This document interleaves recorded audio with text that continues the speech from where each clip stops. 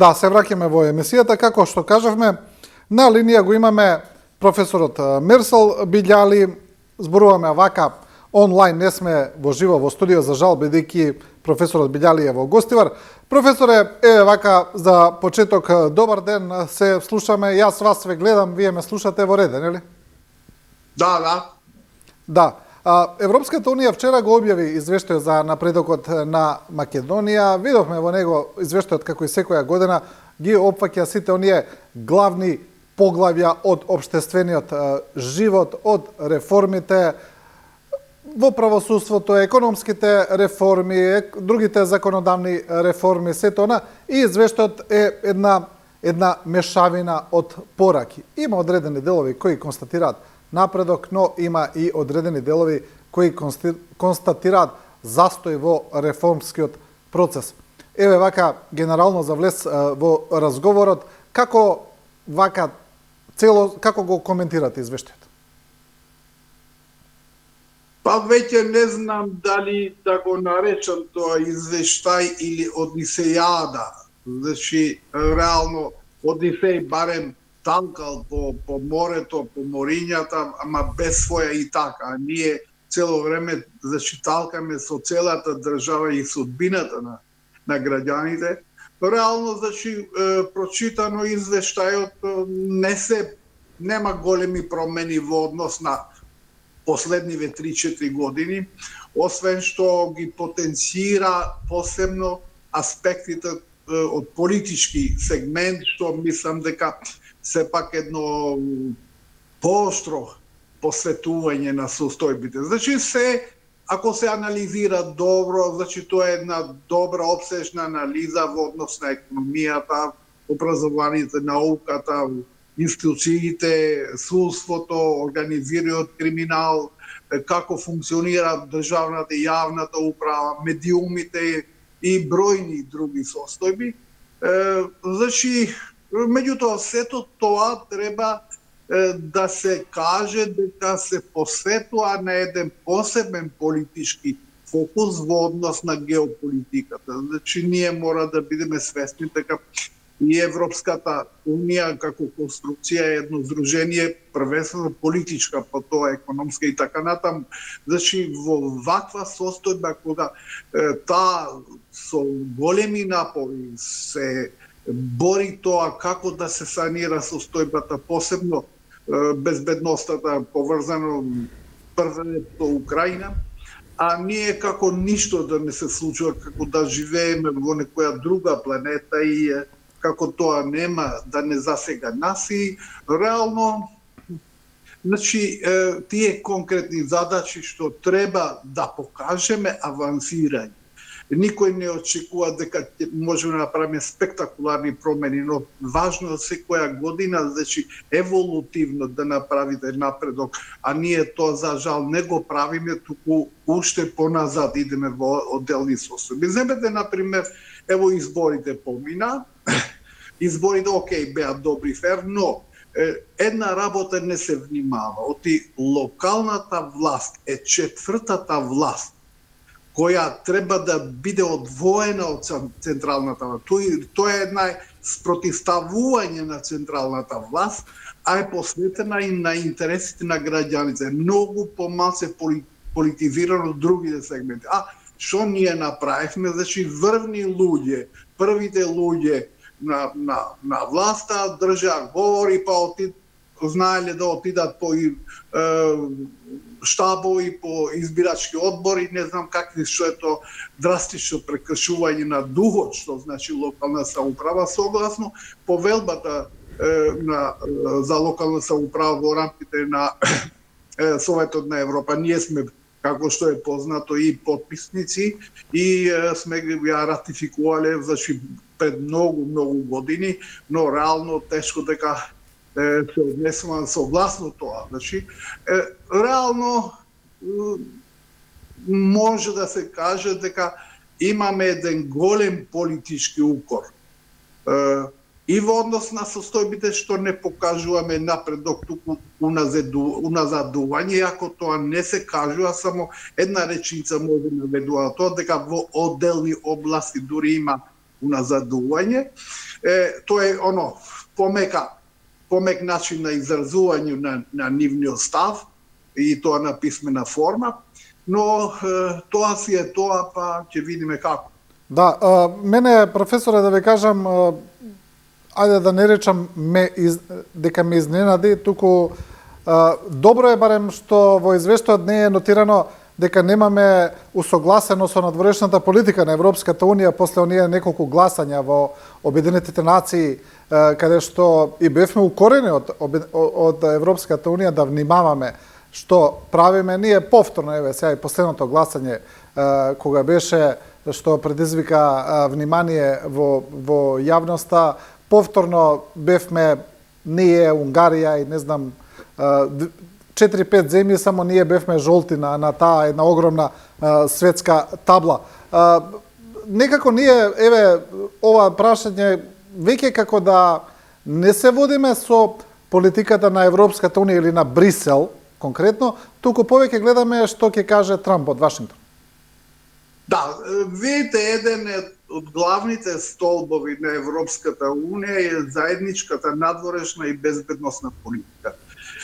Дури и во рамките на членките се толерираат некакви дисонанти, но тие не можат да отидат до крај. Но са државите кои зависат повеќе, како што сме ние, значи треба многу повеќе да внимаваме од членките на Европската Унија. Но и тоа не е најголемиот греф, искрено кажано, и сега сме во некој цајт аут комплетно во однос на меѓународните институции. Како што е познато сега да ги прашате луѓето дали знаат како се вика генералниот секретар на Обединетите нации, ретко некој знае како се вика, дури израелците нели му забранија да влезе во Израел, што значи е комплетно девалвирање на таа институција, но без оглед на тоа, ја мислам дека сепак таа ќе се реформира. Ама ќе треба многу време. Значи во Европската Унија ќе треба најверојатно да влезат и други држави. Кина е тука, што е некоја сепак голема сила. Германија веројатно ќе претендира. Па и отделни држави, можеби и африкански држави кои покажуваат бум. Како да влезат во Советот за безбедност на Обединетите нации. Значи тука мислам е греф, ама не е најголемиот греф. Најголемиот греф што ние изгледа по нивни оценки ја играме играта на српскиот свет во нијанси, понекогаш и повеќе од нијанси, а тој српски свет е веќе на пат да се распадне. Дури и Унгарија, која цело време беше црна овца во рамките на Европската Унија, па понекогаш внимава, уште повеќе што таа опозиција сега која има голем замав тамо, најверојатно ќе биде идната власт, а тоа е политика спротивна на ово што Орбан моментално го води. Значи ние тој партнер за неколку, кажам, месеци практично ќе го загубиме, ако сме го имале, а сме го имале, потивко сме го имале или потајно сме го имале, па со Србија, која исто така е во работ на граѓанската воја. Ние видовме што се случи во Босна и Херцеговина. Значи, се прават пазари кои никој ни у сон не може да ги замисли, но поради гро политиката, поради високата политика, поради големата политика, и некои, например, знаат да која опишуваат како непринципиелност на САД, мислам дека не е така. Нели им беше ветор и на Караджич и на Младич дека нема да отидат пред меѓународен кривичен суд, па и на Милошевиќ, па сите тие завршило лошо. Значи, тие сакат да играат тоа што е можно без големи турбуленции, особено Трамп, што не е голем миленик на војни и такви притисоци, туку повеќе е фокусиран кон економските прашања и тоа му е главната цел. Значи, ние и тука не знаеме да играме со губитничката страна. Баш што со Бугарија цело време држиме некои тензии надвор од секоја логика. Да, професор, ќе дојдеме до Бугарија, тука имаме поголем дел од разговор, но вие сега ми начнавте едно друго интересно прашање, на друга интересна теза, еве сега кога ги спомнавте Унгарија и Србија, очигледно е дека оваа влада има едни, ајде да речеме, посебни односи со Унгарија, па само ако ги видиме, тоа не е теорија на заговор, само ако ги видиме средбите на министрот за надворешни работи, на премиерот, тие се најчесто некако со унгарските колеги и билатерални посети и така натаму. Но има една поговорка американска која вели, нели, не ги фрлај сите јајца во една кошничка. И сега, доколку ние, како што и вие констатирате, се врземе за таа една оска која оди кон Бугарија преку Србија, на некој начин имаме специјални односи, не дека сега владата се откажува од Европската Унија, туку очигледно е дека тука е најсилна на врската и доколку таа врска пропадне, после што? Тоа е прашањето. После што ќе се свртиме кон Берлин и кон Париз и ќе бараме некакво затоплување на односите, што ќе правиме? Па, не знам, на човекот кој нема знаење или нема доволно знаење, или на човекот кој конзумира премногу алкохол, не може да предвидувате како ќе се однесе тој, како ќе се однесува понатаму.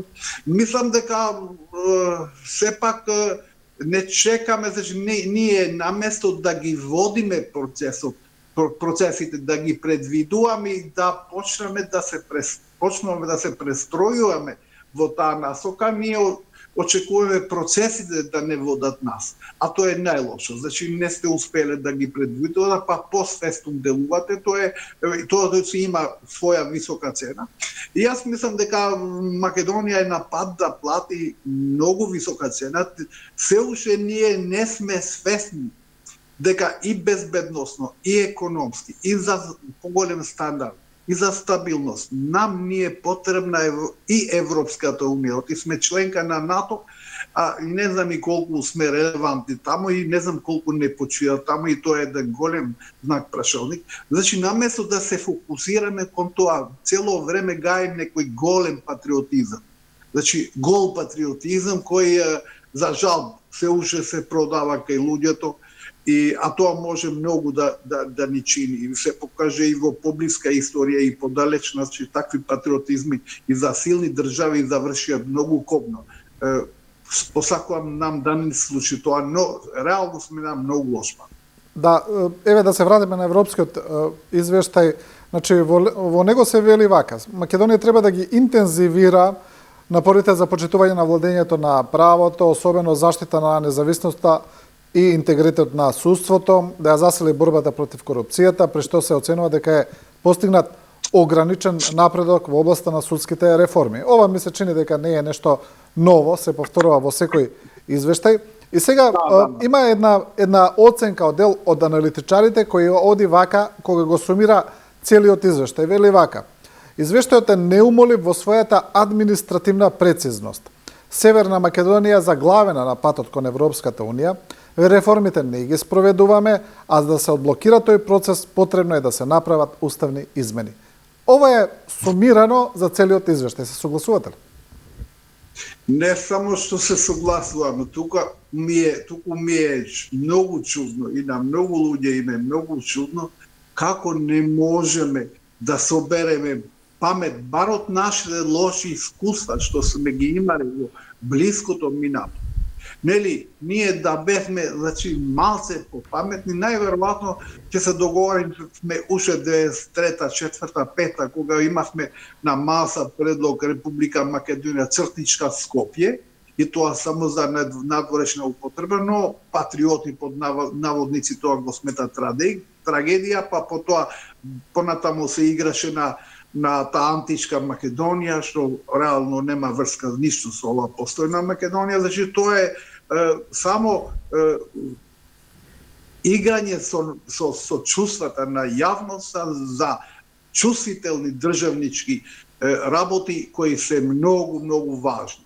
Потоа, исто така, пропушта исто една шанса, и тоа од структури кои од ВМРО до ДПМН, кои сега се на власт. Значи, тоа нели беше 2008 година, кога требаше, нели Буш најави помпезно дека ќе бидат примени уште 3 нови членки, тоа беше групата А3, се сеќавате, значи кај што спаѓаше и Македонија, значи Албанија, Црна Гора и Македонија ќе стануваат членки на НАТО. Со што практично, а тогаш веќе имаше и политичка волја, пошто бев советник прв советник на премиерот и бев упатен во многу детали, значи тогаш целта беше да се прифати тоа, а грците под притисок на американците беа согласни да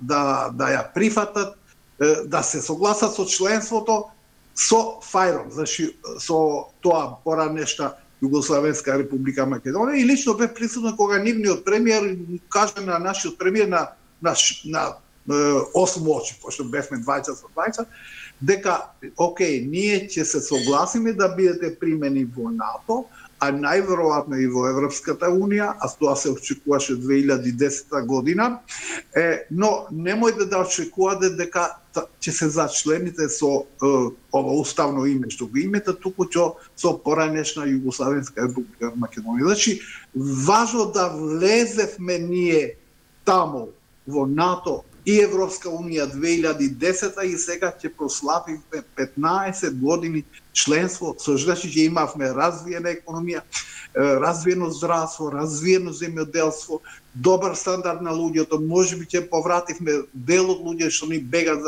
за жал и тоа најдобрите каде ни бегат од тука и никако умно да ни се врати и тоа искрено ме загрижува многу. Колку е поразителна пораката, професоре Билјали, на еврокомисарката Марта Кос, која ги издвои Црна Гора и Албанија во регионот, а Молдавија и Украина во југоисточна Европа како најсериозни кандидати за проширување. Замислете, неа ни спомна Македонија. Ние некако да претпоставуваме дека се наоѓаме во некоја железничка станица кај што поминат повеќе пруги, а ние паркирани во некоја споредна пруга покривена со коприви, тамо со трева, и никој не сапи. Веќе доаѓаат возовите и стигнуваат и поминуваат со голема брзина, ние само си плачеме за нашата судбина и не гледам дека има некои политички знаци во насока на тоа дека треба умот да ни дојде. Не, дури извештајот бил наречен со погордни зборови извештајче. Претпоставувам дека сте го прочитале тоа. Значи тоа покажува дека сериозно не живееме во политичка реалност, живееме во некој убав сон што сакаме да ни се случи во реалност, а тешко со ништо да се. Тоа е нешто слично како српскиот председател Вучиќ кога ги навредува европските парламентарци и ги нарекува лажговци, да речеме. Кога вие во револт на пораките кои доаѓаат од Европската Унија во зракете така. Значи револтот никому не е добар сојузник. Значи агресивноста никому не иде у полза. Вучиќ веќе е свесен дека заминува политиката и тој купува само време и неговата судбина е завршена и најверојатно таа нова структура во брза постапка ќе стаса во Европска Унија. Тие немаат некој поголем проблем освен да го прифат тоа со Косово што практично го потпишале. Значи нема идното ВОСО да игра на таа реторика што игра Вучиќ, така тие србите се многу поблиску од нас во однос на Европската Унија, иако кај нив многу што се мисли дека е задоцнато. Така што Македонија ќе остане едно пуст изолиран остров, за жал нема да ни се пишува тоа. Добро, еве, кога ги слушаме представниците на владата или најчесто премиерот Мицкоски кога збори за тоа прашање, па и еве сега ја слушнавме и претседателката Гордана Силјановска, тие велат ги повторуваат истите ставови всушност, дека ние може да направиме напредок, не на сметка на националното достоинство, дека Европската Унија среде, како што се изразува председателката Силјановска слековито, среде надпревар ги сменила правилата за игра, па нас ни ставиле други правила за игра, па ние сме обесправени, дека бараме диалог со другата страна, а она што го добиваме како порака од Европската Унија е една те иста. Имате преговарачка рамка, имате услови и тоа е тоа, нема за што веќе да преговара. Па, една работа ние не сваќаме или не сакаме да го сватиме. Значи, не е таа Европска Унија која нас не моли, оти ние сме ни многу потребни. Напротив, ако ние свачиме, тие треба да дават многу пари за нас. Значи, не можеме да разбереме како јавност, вела, остави ги политичките структури кои се склони да манипулират и за жал им оди тоа манипулира, им се продава, се уште им се продава пред јавноста. Значи, не може да свати дека ние молиме, ние сме напишале молба да се запишеме таму во таа институција важна која се вика Европска Унија и бараме на тоа. Бараме да разговараме, ги молиме, тропаме на секоја врата, дека погледат како прави Албанија, значи Албанија била многу поназад од нас. Кога кај нас беше просечната плата 250 марки, зборам за 93-та, 92-та, така, кај нив тие дури не знаеле што е марка, просечната плата беше $5. И сега Албанија не претекна и со стандард, и со развој, и со визија, и со стабилност.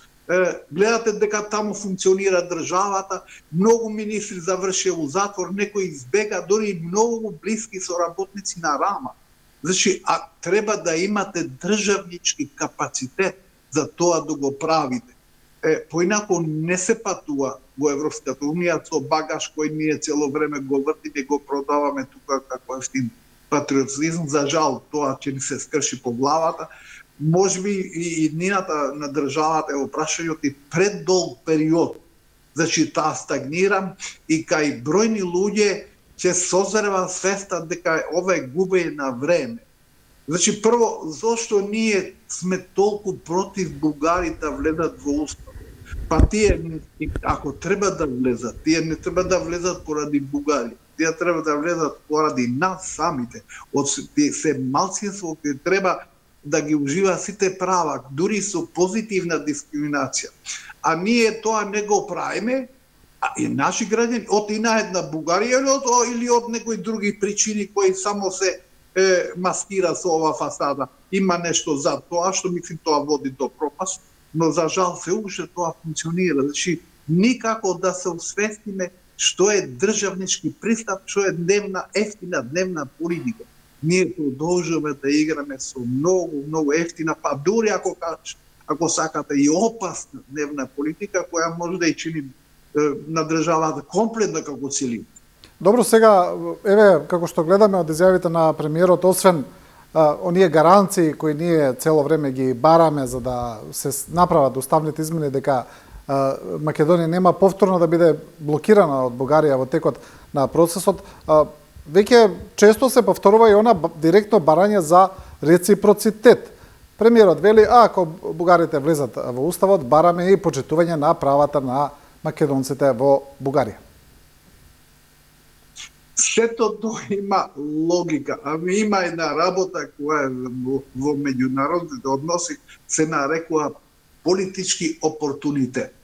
Да бевме ние паметни, да игравме како што треба, тоа што го имавме и што го и сега го објаснивме во однос на Грција, ние ќе влезевме во Европска Унија пред бугарите и тогаш можеме ние да им поставиме на нив услови, да ги стават во устав, во нивиот устав, не знам, другите нации што ги имат, вклучително и македонската нација. Но вие сте доведени самите себе по вашата грешка до оваа ситуација друг да ви ги диктира услови.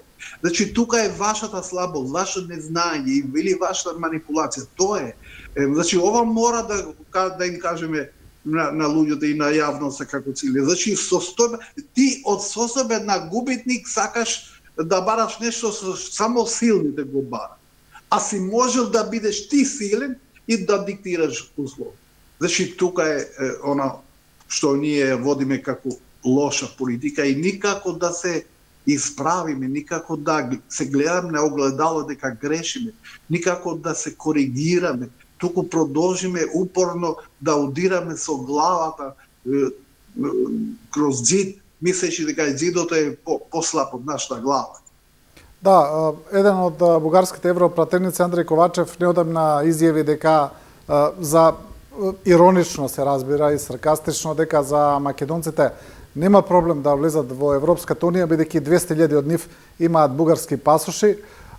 Сега, доколку и Албанија стане членка на Европската унија, зашто веќе доста се известно се зборува, се спомнува и термин до 2030 година заедно со Црна Гора, а доколку ние останеме надвор, се разбира во Македонија живее еден голем дел од албанскиот народ, тогаш претпоставам дека ќе имаме исто таква некаква слична ситуација и со албанците во Македонија. До што ќе не доведе тоа?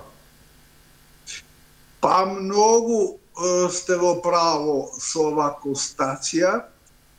Оти сега во неформални и слободни разговори меѓу обични луѓе, па и дури интелектуалци, сите се на мнение дека и ние сме жртва на некакви глупости.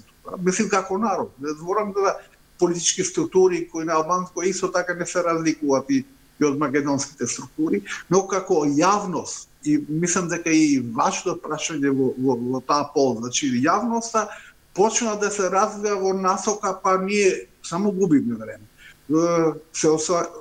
Стандардни паѓа, се осиромашуваме, децата ни бегаат од тука. А зошто да губиме време во оваа држава?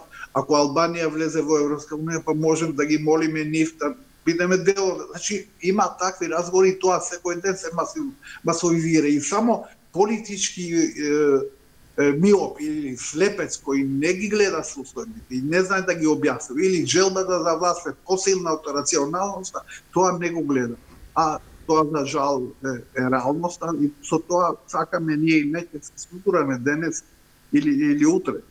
Меѓународни односи, знаете, ние бараме правдина и не знам реципроцитет, и па гледаш што се случува денеска во меѓународната заедница, какви војни, какви напади, какви страдања. Никој не спомна ни меѓународно право, ни кршење на тие принципи, ни територијален интегритет, ни суверенитет. Значи, како не го гледа тоа? Не мислам дека тоа е прашање на обични луѓе да го гледат. Многу прашање на елитата. Ако политичката елита е склона кон манипулација и тоа го гледаме денеска. Како таа елита, интелектуална елита, луѓе како не реагираат на тоа, па потпаѓаат под ефтини трикови кои за жал по долго време се продаваат тука кај нас. Да, добро, еве да го завршиме ова поглавје во однос на евроинтеграциите со ајде да не биде се така црно да речеме. Имаше една изјава на премиерот Мицкоски кога беше во Лондон на самитот за Западен Балкан, каде што рече нешто од прилика верувам или мислам, сега парафразирам, се разбира, дека во скоро време после изборите или пред Нова година, нешто така од прилика беше изјавата, ќе има некакво раздвижување или интензивирање на решавање на проблемот со Бугарија, но рече ајде да видиме. Еве, и според вас, кое би било можното решение во сегашнава констелација? Доколку владата остане на тој став од прилика дека ние бараме некакви гаранции од Европската унија, дали може да биде такво некакво решение? Нешто да ни даде Европската унија, дали некаков non-paper или нешто што од прилика би ги задоволило тие барања тука? Па гледам дека одделни пипала на премиерот дават некакви изјави од надвор. Значи, да тргнеме, меѓутоа да имаме некаква изјава од некој субјект, првенство од Европска унија, дека ова ќе биде последно и нема врз тие сегменти некој да не кочи понатаму и дека тоа да се случат некакви уставни измени, но сепак како атакта ставени, што не е својствено во ниедна држава, значи никаде се нема случаи уставни измени кои нема да бидат во сила додека не ги завршиме некој процес, тоа не е возможно, или пак тоа иде помекше сега, помеко сега во насока на тоа бар да бидеме сигурни, значи не кажу дека не треба да стапат у сила тие уставни измени, па да бидеме сигурни бар дека нема некој да постава слични барања понатаму, што мислам дека е некое развижување, веројатно свести након после тоа што го зборевме во однос на геополитика тука во соседството, што е многу опасно за Македонија вака како што игра. Бар некој, ако има 5 грама ума, веројатно тоа го знае, го разбира и треба да најде решение. Значи, ние мора уставните измени ги правиме. Нема нит меанизам во Европската Унија некој да даде такво ветување. Тоа не функционира така.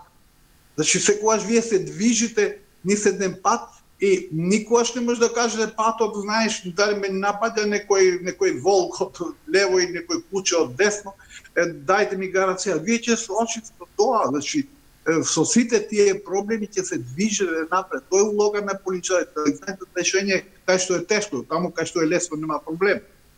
Да.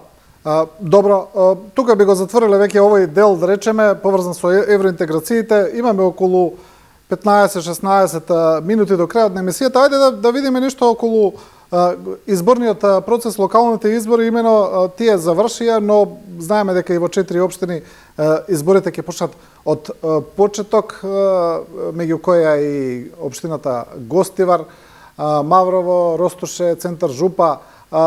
Таму изборите ќе почнат од почеток. Исто така нема да премногу да ги повторуваме, резултатите веќе се општо познати. ВМРО-ДПМН е апсолутен победник на изборите. Коалицијата Вреди исто така е победник во албанскиот блок по број на освоени градоначалнички места. Имаме еден исклучително слаб резултат на СДСМ и еден интересен во најмала рака резултат на Левица.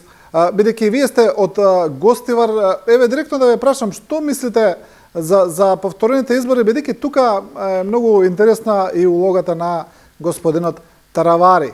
Имено тој од владина коалиција премина во опозиција, во коалиција со ДУИ и сега некако ми се чини како целата таа негова стратегија да виси на конец, иако во првиот круг кандидатот кој беше поддржан од него убедливо водеше во Гостивар. Но сега со немање цензус, сето тоа како да се проблематизира? Па искрено да кажам дека по-глуп закон не знам дали има некоја држава.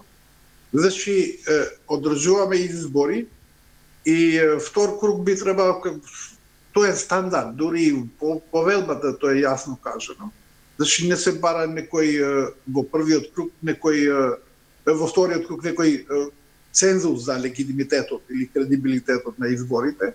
Значи, ние втор круг, наместо да отиде тој што добива повеќе гласови, ја повторува постапката од почеток после, не знам, 3-4, кој знае колку месеци, па по тоа, значи, не важи тоа, дека има цензус. Значи, во вториот не круг, туку вторите избори, практично нема цензус. Тоа е апсолутно недозволено, само губење време, институциите не функционираат, бар на локален ниво, и тоа воопшто не е добро, и тоа што побрзо треба се смени.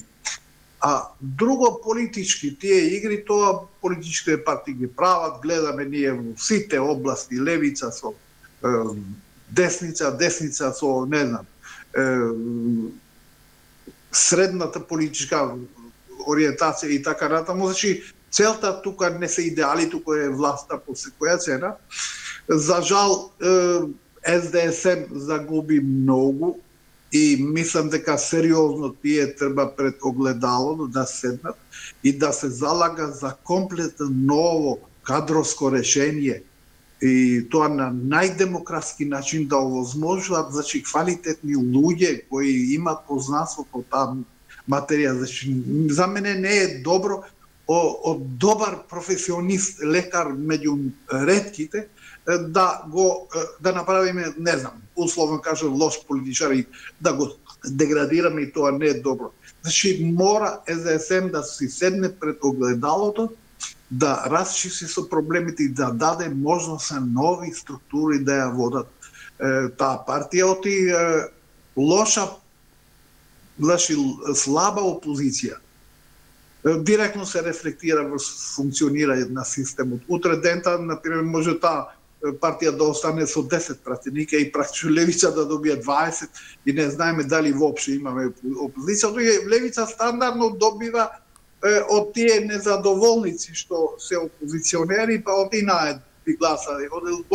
Левица нема некој стандарден електорат и таа ги користи состојбите што се случува во нејзина полза во одредени односи. Значи, тука сериозно треба да се размисли што треба да се направи. Кога велите реструктурирање на СДСМ и го спомнавте, значи велите дека треба таму промена на лидерската позиција, промена на претседателот на партијата. Видите, објективна одговорност на претседателот на партијата. Тој си ја направи структурата. Не може да барате вие одговорност во однос на структурата која самите сте ви. Значи, вие се или не сте предвидували, или не сте имали знаење, или сте биле слаб селектор да направите подобра екипа, а тука имате објективна одговорност. Значи, вие немате вина, затоа што е таква, но имате објективна одговорност, која се дава по автоматизм, политичка одговорност. И секој игнорирање на тоа, уште помалце ако бројни луѓе викаат дека некој друг ги влече конците од надвор за своји интереси, тоа е многу лоша ситуација.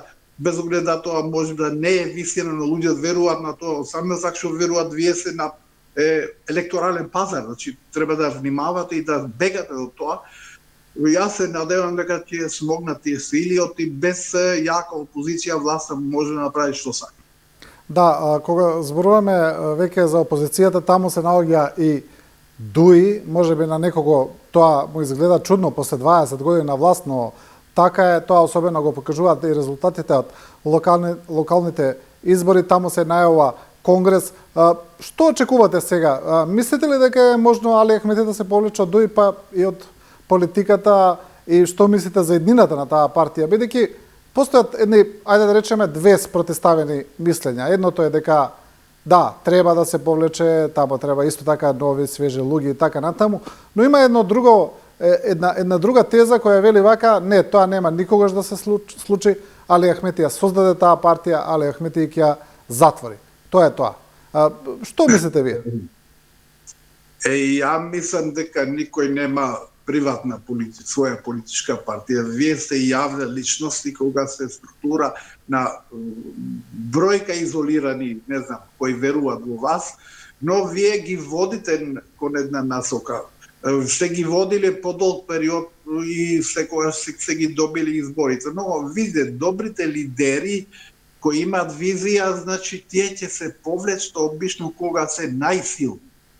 Значи не очекувате да ви се случи пораз или аварија или потоа да се повлечат значи сепак не од тој сјај што сте го имале со години, вие расчистувате со тоа. Значи го немате повеќе тој сјај и затоа паметни водачи бегат кога се најсилни и ќе назначат човек кој бар по нивна претпоставка е многу подобра од нив, многу пообразован од нив, знае визија. Значи, за жал, ние се уште готово сите политички партии се слушаат дека има некој оперативна економска визија што треба да се направи со Македонија. Ако Македонија во таа бивша поранешна Југославија снабдувала со земјоделски производи околу 25% од југословенскиот пазар, сега таа увезува милиарда и нешто, значи евро продукти од надвор.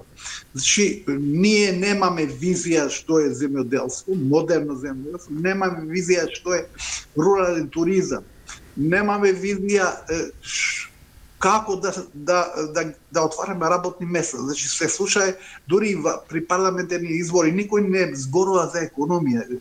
Ние сме затрпета администрација која во поранешна Македонија, мислим кога Македонија беше членка на Југославенската федерација, беше заедно, значи јавна и државна администрација 70.000 луѓе. Сега имаме 140.000 луѓе. Значи партиски војници ги трпиме таму. Наместо да предвидуваме фондови кои се неповратни, најмалку 3 фонда од Европската унија, кои можеме да ги подучиме луѓе, да ги подучуваме да прават проекти, да може да добијат пари и да направат модерно земјоделие, да имат да извезуваме. Знаете колку е извозот на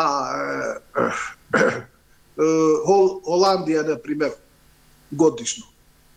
Наш извоз во однос на земјоделските производи не стигнува ни милијарда.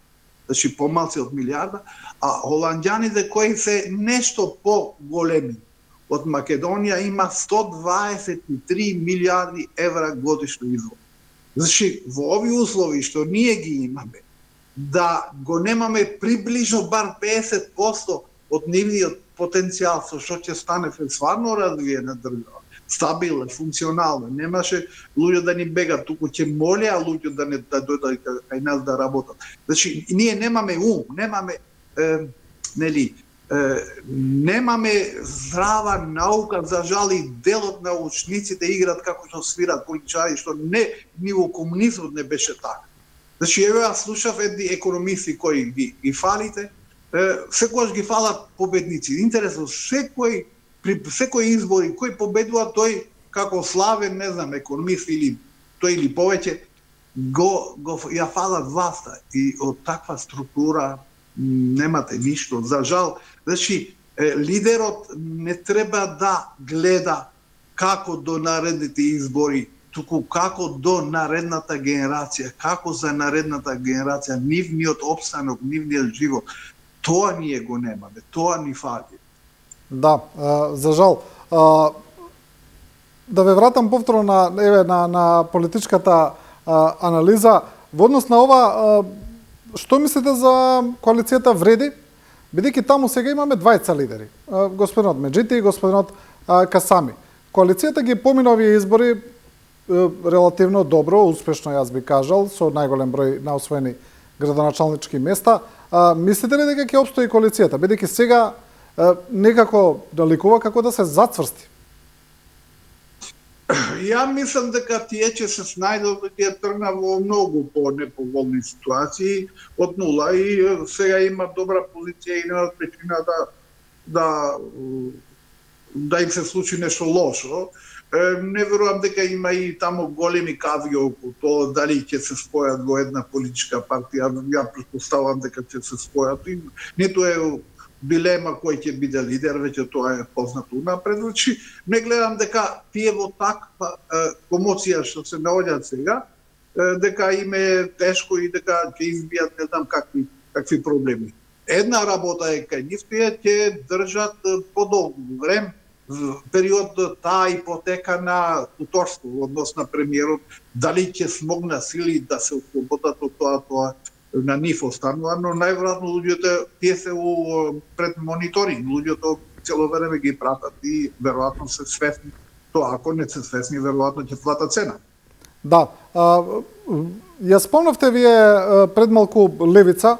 Има ли потенцијал Левица да стане, они веќе велат дека се втора опозицијска партија, но сега според гласовите се уште не се, иако го имаат еден интересен успех во Скопје. Има за нив една анализа која вели дека во однос на нивниот лидер, дека тој им е најголем проблем во однос на јавното мислење, дека тој им е истовремено и газ и кочница, дека поради него не можат да одат понатаму. Што мислите? Не само јас, туку многу луѓе мислат дека потенцијалот на Левица е тоа. Дури ово што малку повеќе добиват на успех е временски, значи не спаѓа во тоа стартап, но и СДСМ испадна ептен слаб и така што тие немат локомотива за да бидат, да ги влечат да станат втора сила или можеби прва сила.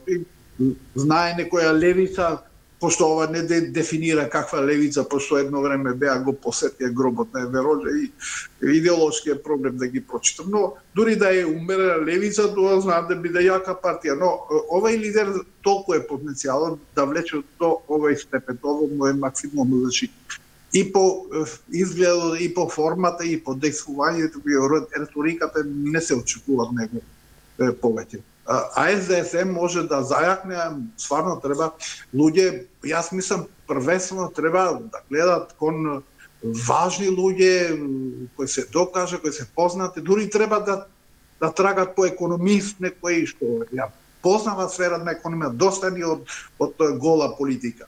Луѓе треба да живеат од економија, треба да јадат тие 3 пати на ден, не се живее од политичката реторика.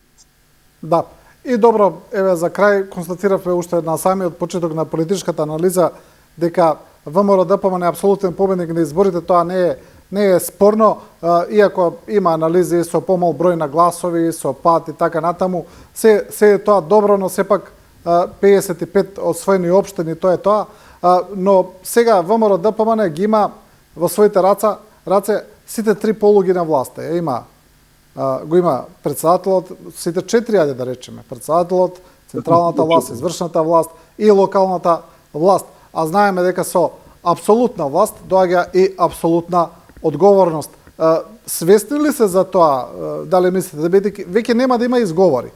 Ме разбирате, нема веќе на кого да се повикуваат? Па ќе се повикуваат сега во како треба да се реформира судството и треба и тоа да се усвоја. Значи, види, кога имате по многу власт, тогаш треба да бидете најмногу предпазливи и не знаете кај веќе да префрлувате одговорност. Значи, треба само да отидете пред огледало да покажете со прст. А тоа сте вие. Мислам дека и ово да не заборава. Иако ги доби изборите, реално не би рекол дека изборите беа легитимни, да, ама не и кредибилни. Од самиот факт, значи што многу луѓе не ви излегуваат на гласање, ве бойкотираат. Имаме пат дури и во СДСМ, и тоа многу гласачи, имаме пат 120 и нешто илјади во ВМРО, значи покажува дека не постои опција која ги привлекува луѓе. Постои опција помало зло и луѓето цело време гласат за помало зло, оти нема добро. Значи, се уште не е на повиток добра опција за луѓето да може да гласат за добро, која ќе направи револуција, не во смисла реална револуција, тоа револуционарни промени во општеството. Оти како е можно, значи ние сме биле 91 втора држава после Словенија во однос на развојот и функционирањето, во сите други држави, Полска, Чешка, Естонија, Литванија, да не зборам Бугарија, Руманија, така натаму, и Албанија. Сега сите тие не надмина, и дури и Косово надмина, што стана држава многу подоцна. Значи, тука ние мора да најдеме одговор на ово прашање и не знам како воопшто почесто треба тоа прашање да се постави. Значи, што ни фали нам што не може да го најдеме патот. И тоа 20 или 25 години не може да го најдеме патот. Или 30 години, да кажем повеќе. Да. Добро, ова нека биде ваша порака за крај. Професоре, ви благодариме за вашето одвоено време и за учеството во Студио 10. Ми беше драго, беше чест. Благодарам во каналот. Благодарам уште еднаш.